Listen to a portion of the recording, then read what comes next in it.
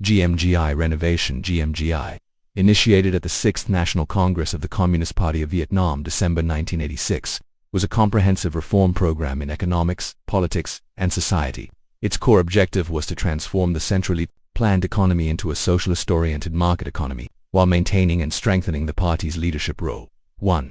Preconditions and context. By the late 1970s, early 1980s, the bureaucratic subsidy system had plunged Vietnam into a socio-economic crisis. The price-wage currency reform September 1985 failed, leaving food shortages and soaring inflation. In response, the Politburo issued Resolution 31 NQTW February 1986, and the 6th Congress set out key directions, abolishing the centralized, bureaucratic, subsidy-based mechanism, accepting a multi-sector economy and shifting toward commodity production, establishing a unified market under the state's macro-management. 2. Core content of GMGI policies: diversified ownership structure, transition from state monopoly to a multi-sector economy including private sector, FDI and cooperatives, market-based operating mechanism. The state regulates at the macro level. Enterprises gain autonomy in pricing and production. Opening and international integration, accession to the WTO 2007, participation in bilateral and multilateral FTAs, and active role in ASEAN community building. 3 major achievements. After more than 30 years, Vietnam has recorded remarkable progress. Impressive economic growth, average GDP growth, 6 to 7% year, 1991 to 2015, nearly 7% per year 2016 to 2019. GDP in 2023 reached $430 billion United States dollars, 53 times higher than in 1986.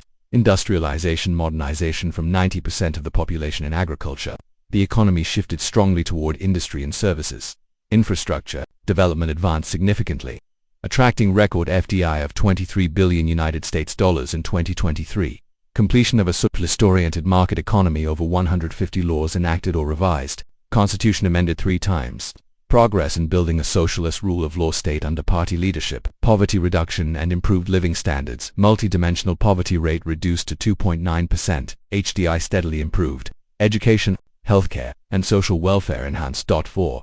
Key challenges. Despite notable achievements, Vietnam still faces institutional bottlenecks. Overlapping laws and weak enforcement hinder innovation and reform. Inefficiencies in the apparatus, cumbersome administrative system, slow downsizing of bureaucracy, risks of waste and corruption, high-quality human resources, shortage of expertise in R&D and high technology.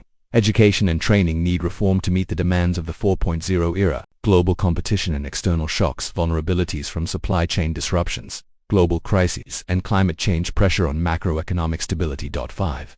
Development directions and prospects. Institutional reform, accelerate law amendments, administrative reform, and ensure feasibility and transparency.